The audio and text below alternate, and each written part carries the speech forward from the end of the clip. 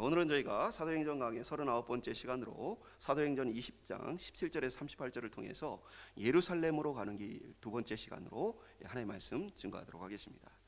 우리가 지난 시간에 이제 살펴보면 사도 바울이 이제 3차 전도 여행에 대해서 기록되어 있는데 성경이 굉장히 짧게 기록되어 있어요. 그래서 사도 바울이 에베소에 오랫동안 머물러 있다가 급하게 이제 마게도냐와 아가야 그리고 다시 소아시아로 거쳐서 오순절까지 예루살렘에 가야 되겠다라는 목적하에 굉장히 빠르게 움직이는 모습을 살펴봤어요. 근데 그렇게 이제 바쁜 와중에도 사도 바울이 시간을 내서 개인적으로 홀로 하나님 앞에 기도하는 이제 그런 시간을 가지는 모습을 우리가 살펴봤습니다. 오늘 본문의 말씀은 이제 사도 바울이 배를 타고 예루살렘을 향해서 급하게 가는 여정 속에서 밀레도라는 이제 항구 도시에 도착했을 때 그때 이제 이 에베소로 장로들 에베소에 있는 장로들을 밀레도로 와라라고 보내서 고별 설교를 하는 장면이 오늘 본문에 기록이 되어 있습니다. 그 사도 바울은 이 시기에 이미 자신이 이제 에베소 예루살렘에 이번에 가게 되면 큰 어려움이 있을 것이다라는 그러한 이제 성령의 감동을 이미 가지고 있었어요.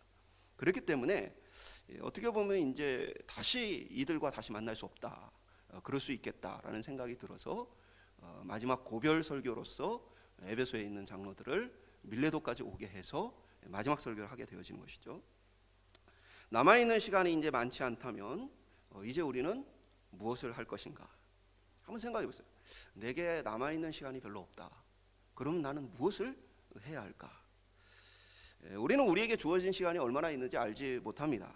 건강하던 사람이 갑자기 질병이나 사고로 큰 어려움을 겪는 일들을 우리는 수없이 보게 되어집니다. 내게 충분한 시간이 아직 남아있다라고 어느 누구도 자신할 수 없는 거예요. 그래서 우리는 우리의 삶에 언제나 하나님 부르시면 떠나갈 지혜로운 준비가 되어 있어야 하는 것이죠. 그리고 그 준비 중에 가장 중요한 것은 하나님 앞에 우리가 어떤 모습으로 나중에 설 것인가 라는 부분입니다. 우리가 예수님을 믿고 구원을 받는 것도 중요하지만 또 동시에 이 생명의 복음을 어떻게 나누고 전해야 하는가도 굉장히 중요한 일일 것입니다. 사도 바울은 3차에 걸쳐 전도여행을 통해 많은 교회들을 개척을 했습니다. 그리고 또 많은 제자들을 가르쳤습니다. 한편으로는 그럼에도 불구하고 많은 이 교회들이 굉장히 많은 어려움들을 겪고 있었어요. 사도 바울의 서신 중에 이제 갈라디아서를 보면 외부에서 온 사람들로 인해서 교회가 혼란합니다. 외부에서 온 사람은 누구냐? 예루살렘으로부터 온 유대인들이에요. 그 유대인들이 율법을 지키지 않으면 구원받지 못한다라는 잘못된 교리로 교회를 어지럽게 하고 있었어요. 고린도 교회 같은 경우는 분열과 갈등의 문제로 사도 바울이 편지를 이렇게 보내는 것을 우리가 살펴봤죠. 데살로니가 교회 같은 경우는 종말에 대한 잘못된 생각으로 예수님 곧 오시니까 일 해봐야 소용없다, 뭐 지금 이 땅에서 사는 거 아무 의미 없다라고 생각하면서 시한부 종말론에 빠져 있는 사람들이 있었던 모습을 보게 되어집니다. 그러니까 이곳 저곳에서 사도 바울이 개척했던 그 교회들이 바르지 않은 교리로 인해서 많은 위협과 어려움을 겪고 있던 모습을 보게 되어져요. 그래서 사도 바울은 바로 이러한 부분에 있어서 자신이 마지막으로 해야 할 일은 바른 교리를 세우는 것이다 라고 해서 이들을 부른 것입니다. 오늘 저와 여러분도 언제 어떻게 주님이 부르실지 모릅니다. 이에 대해서 내가 부르심을 받아 떠나게 되어지면 나는 무엇을 준비해야 하는가 라는 이것을 좀 돌아보면서 우리의 이 땅의 삶도 아름다워야 하겠지만 우리가 떠난 이후에도 우리가 남긴 자리에 하나님에 대한 은혜와 또 아름다움이 풍성이 남을 수 있기를 주님의 이름으로 축복합니다. 첫 번째 한번 따라하겠습니다. 에베소의 장로들. 17절을 보면 바울이 밀레도에서 사람을 에베소로 보내어 교회 장로들을 청하니, 그러니까 바울이 지금 급하게 이제 배를 타고 가고 있고 밀레도는 이 소아시아에 있는 항구 도시예요. 그래서 배를 타고 이 항구 도시에 도착하고 나서는 지금 이제 사도 바울 내가 이제 어떻게 될지 모른다라는 마음 때문에 뭡니까? 마지막으로 내가 유언을 좀 남겨야 되겠는데 그 대상이 누구냐? 에베소에 지금 머물러 있는 장로들이에요. 그래서 이 에베소로 사람들을 보내는데 에베소하고 밀레도는 직선거리로 한 45km, 그리고 이제 이 꼬불꼬불한 실제 길로는 한 60km 정도 떨어진 거리입니다. 오늘날에야 뭐 이 정도면 1시간 반이면 차 타고 갈 수 있는 거리지만 당시에는 이제 그 정도의 교통수단이 아니었기 때문에 이제 어느 정도의 시간이 좀 더 소요되는 그런 이제 걸음이었겠죠. 그렇게 지금 이제 예루살렘에 이 오순절까지 가야 한다는 바쁜 일정 속에서도 사도 바울이 딱 멈춰서서 이 유언만큼은 내가 하고 떠나야 되겠다라고 지체를 하게 되어진 것이에요. 그래서 17절에 이 장로들을 불렀다라고 표현하는데 28절에는 감독이라고 표현되어 있어요. 그래서 이 초대교회 당시에는 장로나 감독이 서로 구분되지 않고 같이 쓰였어요.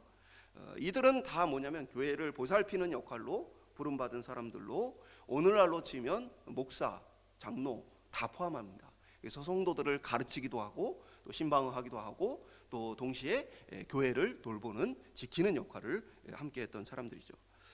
이들이 이제 에베소에서 급하게 밀려 들어오자 그들을 상대로 사도 바울이 고별 설교를 시작합니다. 그래서 18절에 보면 오매 그들에게 말하되 아시아에게 들어온 첫날부터 지금까지 내가 항상 여러분 가운데에서 어떻게 행했는지를 여러분도 아는 바니. 그러니까 이제 이 에베소는 바울이 3차 전도 여행에서 이제 본격적으로 사역을 해서 개척한 교회예요. 3년 이상 머물면서 말씀을 전했던 교회입니다. 그래서 사도 바울이 가장 오랫동안 머물면서 말씀을 전한 교회예요. 그리고 또 매일매일 말씀을 전했다라고 성경에 기록하고 있죠. 그곳에서 이제 이 27절까지 그래서 자신이 그 에베소에서 이 장로들과 함께 어떻게 지내왔는지에 대한 이야기를 설교하기 전에 먼저 해요. 우리가 지난 날들을 어떻게 보내왔느냐. 19절에 보면 유대인의 관계로 인해서 시험을 참았던 일. 그래서 유대인들이 소동을 벌이고 또 믿는 자들을 어려움을 주고 했지만 그것을 견뎌냈던 그러한 일들. 20절에 보면 유익한 것, 곧 복음을 자신이 공적인 자리 그리고 개인의 집에서도 날마다 전파해 왔다는 것. 그리고 21절은 그 유익한 복음이란 하나님에 대한 회개와 예수님에 대한 믿음이었다라고 구체적으로 밝혀주죠. 이건 이제 내가 얼마나 수고했냐. 그래서 자기 자신만의 수고를 언급한 것만은 아니에요. 그 모든 시간 동안 우리가 함께 그 에베소에서 어떤 시간을 함께 보내왔느냐라는 부분을 회상하는 것입니다. 함께 어려움을 참아내고 함께 날마다 그 하나님의 말씀을 전하고 듣고 그리고 그 가운데 하나님의 맡기신 사명들을 잘 감당했던 시간들을 회상하는 것이죠. 우리가 이 땅에서의 삶이 끝나고 나면 이 땅의 삶은 없어지는 게 아니에요. 그러니까 이 땅에 우리가 죽고 나면 이 땅에서 살았던 삶의 모든 것들이 지워지고 없어지는 게 아니에요. 영원히 기억되는 시간이 되는 것입니다. 다니엘서 12장 3절은 종말에 대해서 이렇게 기록해요. 지혜 있는 자는 궁창의 빛과 같고 빛날 것이요 많은 사람을 옳은 대로 돌아오게 한 자는 별과 같이 영원히 빛나리라. 그러니까 이 마지막 종말의 때가 되어지면 지혜로운 자는 어떤 사람이냐? 하나님을 경외하는 자들이죠. 하나님을 경외하고 믿음을 따라 샀던 사람들이요. 그리고 많은 사람들을 옳은 대로 돌이켰던 사람은 그 복음을 전파하며 하나님 맡기신 사명을 감당했던 사람들이요. 이들은 다 뭐예요? 마지막 날에 아름답게 빛날 것이다 라는 이야기를 하죠. 영원토록 빛날 것이다 라는 이야기를 하고 있어요.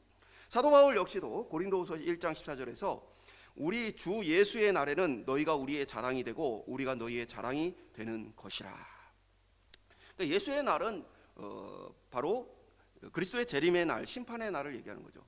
심판의 날이 되어지면 어떻게 해야 되는가요? 바울이 고린도 성도들과 함께 참 어려움들을 견뎌내며 신앙생활을 해왔던 이것이 서로에게 영원한 자랑이 되어질 것이다 라는 이야기를 하는 거예요. 하나님 앞에서 평가를 받고 하나님이 주실 은혜의 상을 그날에 받게 될 것이다. 그리고 그것은 영원토록 빛날 것이다 라는 이야기를 하는 거예요. 우리는 이 땅에서 우리의 이 삶을 지혜롭게 돌아봐야 돼요. 마지막 날 우리가 함께 온 시간들을 하나님은 어떻게 평가하실 것인가? 우리가 주 앞에서 함께 칭찬받으며 자랑스러워할 만한 신앙의 아름다운 추억들과 여정들은 어떤 것이 있는가? 그것을 위해 이 땅의 삶을 살아가는 거예요. 우리는 물론 우리의 행위가 하나님 앞에서 상을 받을 만큼 온전한 것은 아닙니다. 완전하신 하나님께서 완전하지 않는 우리의 의, 어떻게 보면 이제 우리는 항상 의롭다고 말하지만 항상 죄가 우리 가속에 함께 있어요. 우리의 의로운 것처럼 보여지는 행위에도 거기에 죄가 다 문헌합니다. 그런 의미에서 본다면 하나님께 인정받을 만한 것이 없어요. 다만 하나님께서 예수 그리스도를 통한 긍휼과 은혜로서 뭐예요? 우리의 부족한 그 믿음과 또 삶의 고백을 뭐예요? 받아주신다는 거예요. 그래서 이게 뭐예요? 우리의 공로에 의한 상이 아니고 뭐예요? 하나님의 은혜에 의한 상이라고 우리가 얘기하는 것이죠. 그렇게 되면 이제 우리가 우리의 행위나 의를 자랑하지는 못하죠. 그러나 이 땅에서의 삶이 아무 의미 없는 것이 아니라 하나님께서 모든 것들에 대해 기억할 것이다. 그리고 그날에 평가를 받고 그것이 영원토록 우리에게 남을 것이다. 이것을 우리가 바라보며 살아가는 거예요. 마가복음 9장 41절에 보면 누구든지 너희가 그리스도에게 속한 자라 하여 물 한 그릇이라도 주면 내가 진실로 너희에게 이르노니 그가 결코 상을 잃지 않으리라. 예수님 얘기하신 거예요. 누구든지 가난한 사람, 목마른 사람에게 물 한 모금 주었을 때 그거는 마치 나에게 준 것처럼 내가 여기고 뭐요? 그 상이 하나님 나라에 갔을 때 결코 잊혀지지 않을 것이다. 반드시 내가 기억하겠다라고 예수님께서 이야기해 주신 거예요. 히브리서 6장 10절은 하나님이 불의하지 아니하사 너희 행위와 그의 이름을 위하여 낸 사랑으로 이미 성도를 섬긴 것과 이제도 섬기고 있는 것을 잊어버리지 아니하시느니라. 하나님은 어떤 분이에요? 의로운 분이기 때문에 이 땅에서 그 어려웠던 형제들을 섬겼던 그 성도들의 삶에 대해서 뭐예요? 의로운 분이기 때문에 결코 잊지 않으시는 분이다 라고 이야기해 주고 있는 거예요. 하나님께서는 예수 그리스도의 보혈의 은혜로서 이 땅에서 우리의 모든 죄를 기억하세요? 기억하지 않으세요? 기억하지 않으십니다. 우리의 죄에 대해서는 완전히 용서하시고 그것에 대해서는 내가 기억하지 않겠다라고 분명하게 선언해 주세요. 그러나 반면에 온전하지 못하더라도 이 땅에서 하나님의 영광을 위해 믿음으로 살았던 모든 삶에 대해서는 그 하나하나 반드시 기억하고 그것에 대해서 갚으실 것이라고 우리에게 약속해 주고 있어요. 그런 의미에서 본다면 이 땅에서 우리가 살아가고 있는 삶은 지금 뭐 하는 삶이에요? 마지막 날의 영광스러운 일들을 준비하고 행하는 기회의 시간들이에요. 이 기회의 시간이 하나님께서 기억하실 만한 아름다운 일들을 많이 새길 수 있는 저와 여러분이 될 수 있기를 주님의 이름으로 축복합니다. 사도 바울이 에베소의 이 장로들과 함께 우리가 그 예수의 복음을 위해서 어떻게 지내왔느냐라고 이것을 나눈 것처럼 저와 여러분이 하나님 나라 천국에서 만났을 때 우리가 정말 이 어려운 세대 속에서 예수의 복음을 위해서 우리가 어떻게 살아왔느냐 이 은혜를 나눌 수 있기를 주님의 이름으로 축복합니다. 두 번째 한번 따라해보겠습니다. 내가 달려갈 길. 22절부터는 바울이 왜 내가 번거롭게 에베소에 있는 이 장로들을 밀레도까지 이렇게 불러와서 이런 얘기를 하는지에 대한 부분을 설명합니다. 22절과 23절에 보면 보라 이제 나는 성령에 매여 예루살렘으로 가는데 거기서 무슨 일을 당할지는 알지 못하노라. 오직 성령이 각 성에서 내게 증언하여 결박과 환난이 나를 기다린다 하시사. 그러니까 사도 바울은 이미 성령께서 깨달음을 주셨어요. 이번에 예루살렘으로 가는 길은 고난이 기다리고 있다. 환난이 기다리고 있다. 어떤 일이 이제 앞으로 벌어질지 모른다. 라는 것을 이미 뭐예요? 성령의 지시. 그리고 여러 성에서 얘기를 했다.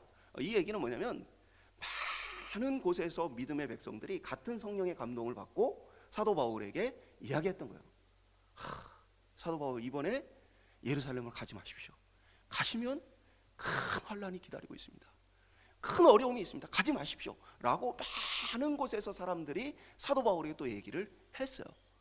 그래서 사도 바울도 이번에 가면 이거 보통 일이 아니겠구나 라는 것들을 깨달아 알고 있었죠. 그랬기 때문에 뭐냐면 이제는 다시 얼굴을 보지 못할 수도 있겠다라는 마음으로 에베소에 있는 장로들을 급하게 이 바쁜 와중에도 밀레도로 불러왔던 것이죠. 큰 어려움이 눈앞에 있지만 24절에 보면 내가 달려갈 길과 주 예수께 받은 사명 곧 하나님의 은혜의 복음을 증언하는 일을 마치려 하면은 나의 생명조차 조금도 귀한 것으로 여기지 아니하노라. 내 생명 어떻게 해요? 이 복음 전하는 일들을 위해 내가 바치겠다. 그러니까 아깝지 않다라는 그런 각오를 보여주고 있죠. 25절에 보라 내가 여러분 중에서 왕래하며 하나님 나라를 전파하였으나 이제는 여러분이 다 내 얼굴을 다시 보지 못할 줄 아노라. 그러니까 사도 바울은 이미 뭐예요? 이게 마지막이다. 이 성도들을 만날 수 있는, 또 얼굴을 마주할 수 있는 시간은 마지막이다 라는 생각을 가지고 있는 거예요. 그래서 자신이 살아온 삶에 대해서 이렇게 고백을 한 것이죠. 지금 눈앞에 이제 어려움이 있어요. 눈앞에 이제 어려움이 있을 때 그 어려움을 피하는 것도 지혜로운 선택이에요. 그러나 또 오늘 이 사도 바울의 고백처럼 위험이 예상되지만, 그러나 이 복음을 위해서 그 위험으로 뛰어드는 것도 지혜로운 일이죠. 하나님의 그 부르심이 어디에 있느냐에 따라 때로는 위험을 피하기도 하고 때로는 그 위험 속으로 들어가기도 하는 거예요. 사도 바울은 자신을 죽이려고 달려드는 유대인들을 피해서 다른 도시로 피난했던 모습들을 우리 여러 번 살펴봤어요. 그러나 또 오늘 본문에서는 예루살렘에서 큰 어려움이 기다리지만 이것은 내가 겪어야 할 것이고 복음 전하는 이 일을 위해서는 내 생명도 아깝지 않다라는 고백을 하게 된 것이죠. 그러면서 이제 사도 바울이 앞서 얘기한 이 내 달려갈 길과 그리고 주 예수께 받은 사명, 이 두 가지의 이 표현을 통해서 자신의 지금까지의 삶을 정의하는 거예요. 내 삶은 어떤 것이냐? 달려갈 길. 드로모스라는 이제 헬라어인데 이게 달리기 경주한다는 얘기예요. 그러니까 사도 바울은 내가 지금 내 인생은 지금 달리기 경주를 하고 있는 거야라고 생각한 거예요. 왜냐? 달리기 경주라는 건 뭐예요? 결승점이 있어요. 그 결승점을 통과하고 나면 뭡니까? 이제 영광이 기다리고 있는 거예요.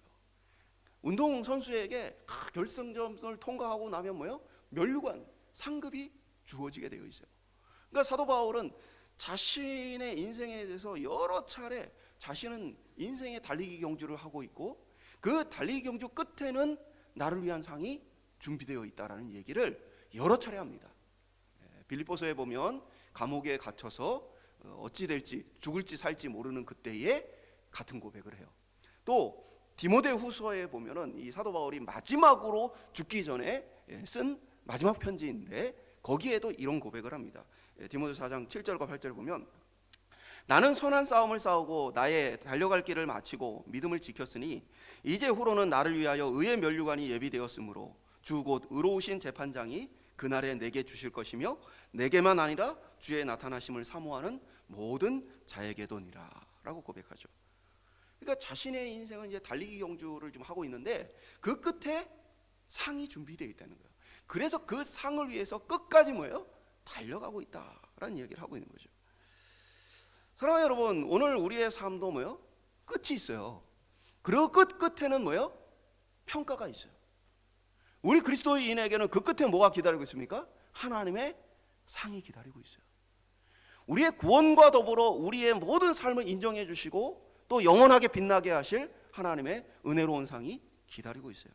오늘 저와 여러분 속에서 그 시간을 기다리면서 오늘 하루를 살아갈 수 있기를 소망합니다. 마지막 날에 내가 하나님 앞에 어떤 모습으로 설 것인가. 오늘 저희들 속에서 정말 목표 없이 방향 없이 살게 되어지면요, 세상이 흘러가는 그 흐름을 따라 그냥 의미 없는 삶을 살게 되어져요. 세상 사람들이 살아가는 그 삶을 따라 그냥 나도 살다 보면 마지막 날 하나님 앞에서 아무것도 남지 않는 삶이 될 수 있다는 거예요. 또 하나 이제 사도 바울이 사명이라고 표현했어요. 주 예수께 받은 사명이다. 사명이라는 단어는 이 디아코니아라는 단어인데 섬기다, 뭐 직무를 받다라는 뜻이기도 하고 집사, 우리가 집사라고 할 때 그 집사 같은 어원의 단어예요. 그러니까 우리가 뭐 어느 회장집의 집사입니다라고 얘기하면 뭡니까? 그 회장을 섬기는 권한과 역할을 맡은 사람을 얘기하는 거예요. 그 집에 많은 것들을 총괄하고 또 섬기는 일꾼을 이야기하는 것입니다. 그러니까 여기서 얘기하는 교회에서 집사라고 부르는 이유가 뭐예요? 그 일을 하는 사람들이에요. 교회에 와서 청소도 하고 교회에 와서 여러 가지 봉사도 하고 그러면서 뭐예요? 맡은 권한과 또 사명을 가지고 일하는 사람이에요. 그 똑같은 우리가 세상에서 어느 집 집사입니다라고 말하는 것과 교회에서 집사입니다라고 할 때 그 집사라는 단어 똑같은 단어예요. 디아코니아. 근데 사도 바울이 뭐라고 얘기한 거예요? 주 예수께 받은 바로 그 집사라고 표현한 거예요. 그러니까 내가 이 일을 하라고 하나님께서 나를 뭐예요? 일꾼으로 부르셨고 내가 그 일을 계속해서 맡아 하고 있는 사람이다라고 고백하는 것이죠. 그 일은 뭐냐? 하나님의 은혜의 복음을 전하는 일이다. 자신의 생명조차 아끼지 않고 인생의 달리 경주를 하고 집사와 같이 자신이 섬겨왔던 자신의 삶을 고백하는 것입니다. 우리 역시도 하나님께서 우리를 부르셨을 때에 우리 다 뭡니까? 하나님께서 우리에게 맡기신 일이 있는 사람들이에요. 그냥 거저 왔다 거저 가는 인생이 아니에요. 귀한 부르심과 귀한 사명을 우리가 다 같이 받았어요. 그러면 하나님은 이 땅에 우리를 보내시면서 우리를 예수 그리스도의 은혜로 구원하시면서 우리에게 무엇을 기대하시고 무엇을 원하셔서 우리를 지금도 숨쉬며 살아가게 하시는가? 내가 살아가는 삶의 진정한 의미는 무엇인가? 믿지 않는 사람들은 먹고 마시고 시집가고 장가가고 서로 뺏고 빼앗기는 인생의 경주를 위해 살아가죠. 그런데 이것이 정말 맞는 삶이냐? 마태복음 24장 38절에 39절은 이렇게 말합니다. 홍수 전에 노아가 방주에 들어간 날까지 사람들이 먹고 마시고 장가들고 시집가고 있으면서 홍수가 나서 그들을 다 멸하기까지 깨닫지 못하였으니 인자의 임함도 이와 같으리라. 무슨 얘기입니까? 노아 시대에 믿지 않는 사람들은 어떻게 살았어요? 시집가고 장가가고 그냥 이 땅에 살아가는 사람들이 하는 그 일에 몰두하며 살았어요. 그리고 서로 뺏고 빼앗기고 그러한 이 물질을 위한 그러한 삶을 그들이 살아왔어요. 언제까지? 심판당하는 날까지 그들은 그렇게 살다가 심판당했다는 거예요. 그러나 그들이 깨닫지 못하고 주님의 오심을 알지 못하고 그렇게 살았던 것처럼 뭐예요? 방향 없이 목표 없이 살아가는 그리스도인은 어떻게 해요? 똑같이 살아갈 수밖에 없는 거예요. 여러분 방향과 목표가 없으면요 그냥 바람 부는 대로 물이 흘러가는 대로 휩쓸려 갈 수밖에 없는 거예요. 지금 내가 바르게 가고 있는지 지금 제대로 길을 걷고 있는지도 알 수 있어요? 없어요? 없어요. 목표와 방향이 정확해야 내가 지금 잘 가고 있는지 못 가고 있는지 내가 어디까지 왔는지 내가 앞으로 무엇을 해야 되는지 이 모든 것이 결정되어지는 거예요. 주님이 오실 때까지 사람들이 그럼에도 불구하고 그리스도가 아닌 삶을 위해 다른 목표와 다른 방향을 위해 열심히도 달려가고 있다라고 성경은 말하고 있는 것이죠. 오늘 저와 여러분의 삶이 내가 지금 주님이 나를 부르시고 마지막 날에 주님을 만날 그날을 생각하면서 바른 목표와 방향을 가지고 후회 없이 살아갈 수 있기를 소망합니다. 오늘 이 사도 바울의 고백처럼 나의 달려갈 길을 내가 다 달려왔다. 내가 나의 맡기신 그 사명을 내가 다 감당하며 달려왔다. 주께서 맡기신 이 사명을 위해 내가 후회 없이 살아왔다. 이 고백으로 살아갈 수 있기를 주님으로 축복합니다. 사랑하는 여러분, 오늘 혹시 주님이 부르시면 내 인생이 어떻게 느껴질 것 같으세요? 오늘 밤에 주님이 나를 부르시면 하나님 내가 정말 후회 없이 기쁨으로 살았습니다. 예수 그리스도의 복음과 은혜를 위해 아쉬운 것 하나 없습니다. 물론 더 많은 것을 더 충성되게 섬겼으면 더 좋았겠지만 그러나 하나님이 이끌어 주신 이 삶으로 만족합니다. 저는 그런 생각을 해요. 행복하게 살았다. 언제 불러도 아쉬운 것 없다. 물론 더 잘 섬기고 더 하나님께 영광을 돌렸으면 좋았겠지만 내 부르심 속에서 그래도 은혜 가운데 살았다.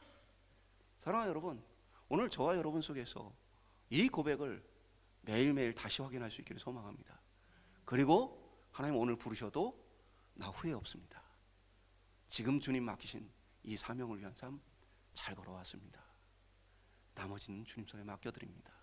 오늘 저와 여러분의 삶이 후회 남지 않는 복된 삶이 되기를 축복합니다. 마지막으로 따라하겠습니다. 말씀을 기억하라. 이 사도 바울은 이제 그런 자신의 삶과 또 함께 걸어왔던 이 고백들을 바탕으로 에베소 장로들에게 이제 뭘 해야 되느냐라는 부분을 남기게 되어져요. 28절에 보면 여러분은 자기를 위하여 또는 온 양떼를 위하여 삼가라. 성령이 그들 가운데 여러분을 감독자로 삼고 하나님이 자기 피로 사신 교회를 보살피게 하셨느니라. 그러니까 이제 자신도 사명을 위해 또 하나님 부르심을 위해 살아왔지만 에베소의 장로들, 당신들도 하나님이 부르신 부르심이 있는데 그건 뭐라는 얘기예요? 교회를 돌보는 일을 맡기셨으니까 그 일을, 양떼들을 돌보고 교회를 돌보는 일을 잘 감당해라라고 이야기한 거예요. 바울은 많은 사람들에게 가서 복음을 전하라고 명령하지 않았어요. 교회를 잘 지키라고 말했어요. 여기에 이제 바울의 우선순위가 기록되어 있죠. 바울의 우선순위는 믿지 않는 사람들에게 복음을 전하는 거예요? 아니면은 교회를 건전하게 건강하게 지켜가는 일이에요? 어떤 거예요?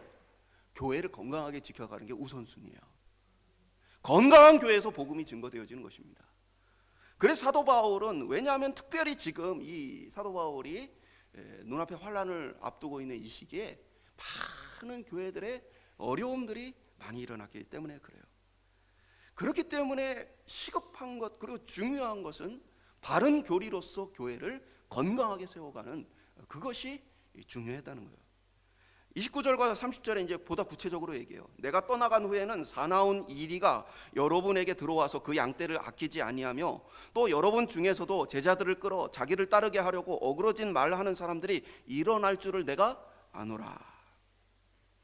당시에 이제 교회들이 교리적인 많은 혼란이 있기도 했지만 바울이 언급한 구체적인 두 가지 잘못된 가르침을 행하는 자들의 특징이 나와 있죠.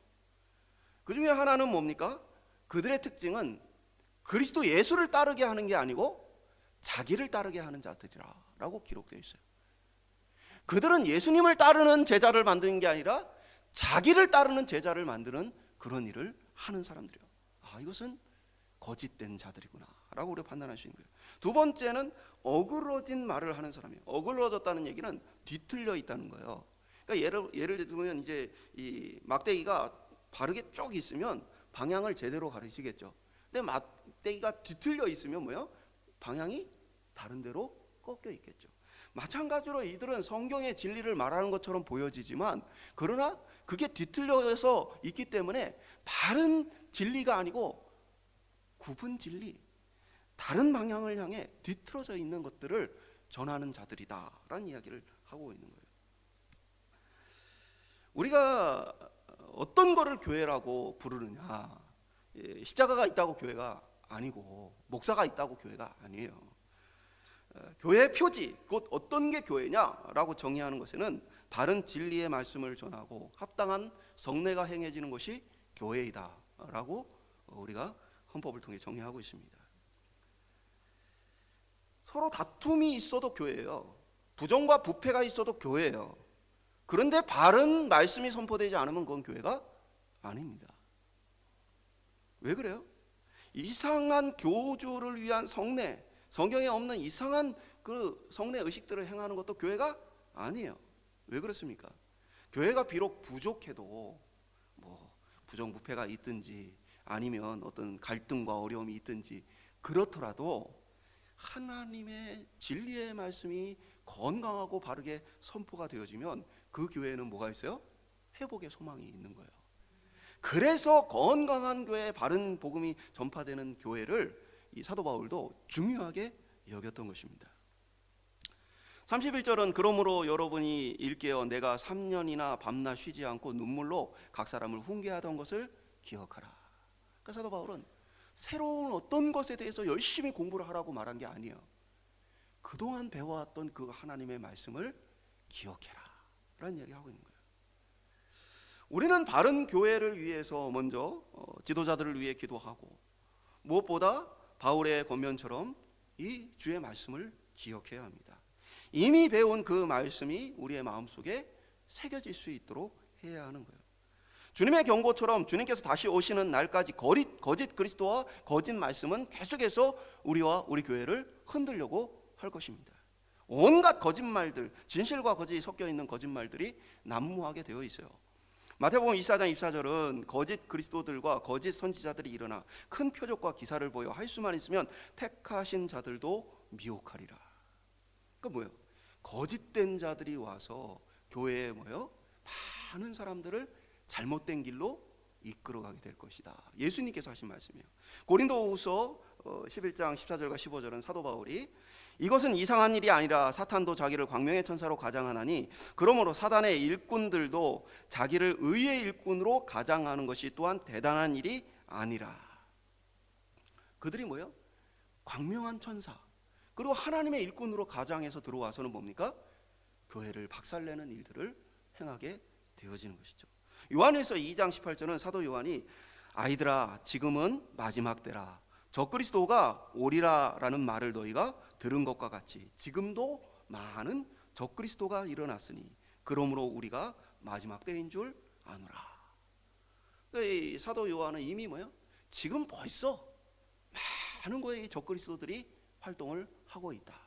그러니까 크게는 뭐예요? 사도 바울이 섬겼던 교회에 유대주의자들이 와서 유대인들이 잘못된 복음을 말하고 또 이 이방인들이 헬라의 철학과 자신의 생각과 섞어 있는 그러한 잘못된 복음을 말함으로써 교회가 여러 가지 어려움들을 겪어왔죠.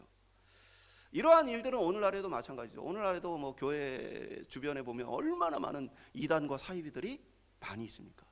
심지어는 뭐 신천지 같은 데는 교회 안으로 잠입을 해가지고 수십 년 동안 또는 수년 동안 열심히 봉사하면서 성도들의 마음을 얻어가지고 교회를 무너뜨리는 또 성도들을 빼가는 그런 일들을 하고 있죠. 오늘 저와 여러분이 주님 오시는 그날까지 이 사도 바울의 권면처럼 하나님의 주신 그 말씀을 기억하고 그리고 건강한 교회를 바르게 세워나갈 수 있기를 주님의 이름으로 축복합니다. 말씀 맺도록 하겠습니다. 히브리서 9장 27절은 한 번 죽는 것은 사람에게 정해진 것이요 그 후에는 심판이 있으리니 우리는 모두 다 뭐요? 죽습니다. 주님이 오시고 나서 살아있는 사람이 있을 수 있겠지만 그 전에는 모두 죽어요. 그리고 그 후에는 그 삶에 대한 뭐요? 하나님의 심판이 있습니다. 믿는 우리에게는 지옥에 가냐 천국 가냐 이 심판이 아니겠죠. 이 땅에서 어떤 삶을 살았느냐에 따른 하나님의 뭐요? 의로운 심판이 우리에게 있겠죠. 예수님께서 이 땅에 오셔서 하나님께 맡기신 우리를 구원하신 사역을 십자가에서 죽기까지 순종하셨던 이 일, 사도 바울이 자신의 달려갈 길을 다 마치고 이제는 후회함이 없다라고 고백한 것처럼 오늘 저와 여러분도 마지막 날에 우리가 주님 앞에 설 시간들을 기대하면서 이 땅에서 하나님이 기억하실 또 우리가 영원히 마음속에 간직할 복된 믿음의 좋은 추억들을 많이 쌓아갈 수 있기를 소망합니다. 조금 더디고 때로 넘어져도 바른 방향을 향해 바른 말씀을 붙들고 살아갈 수 있기를 소망합니다. 그래서 우리가 바른 진리 안에 건강한 교회로 세상에 영향을 받지 않고 또 거짓된 말씀에 영향을 받지 않고 진리의 말씀으로 건강하게 세워지는 저와 여러분이 될 수 있기를 주님의 이름으로 축복합니다.